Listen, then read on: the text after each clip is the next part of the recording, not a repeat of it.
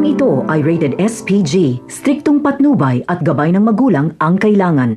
Labis nga ang pag-aalala ni Marites dahil parating na si Ramon. Hanggat maaari ay ayaw niyang makatapak si Ramon sa bahay nila dahil baka mapatay nito si David.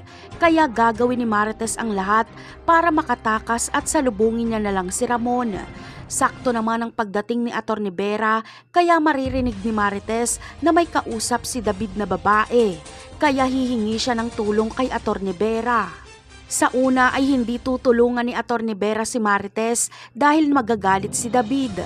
Pero kapag malingat si David ay bubuksan ni Atty. Vera ang kwarto at papatakasin niya si Marites at sa bintana ito dadaan.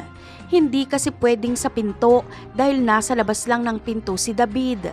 At nung masigurado na ni Atty. Vera na nakatakas na si Marites ay sumigaw na siya na tumakas umano ang nanay ni David. Paraan ito ni Atty. Vera para kunwari ay hindi niya pinatakas si Marites. Ngunit malakas ang kutob ni David na si Atty. Vera ang nagpatakas kay Marites.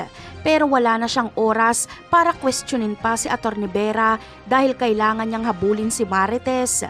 Handang barilin ni David si Marites, mahuli niya lang ito. Mabuti na lang ay agad na nagkita si Marites at Ramon kaya ligtas na si Marites. Pero si David ay nakita din ni Ramon kaya tinugis niya ito. Dito ay nasukol na naman ni Ramon si David. Gulpi na naman ang kanyang inabot. Malamang ay tutuluyan na ni Ramon si David.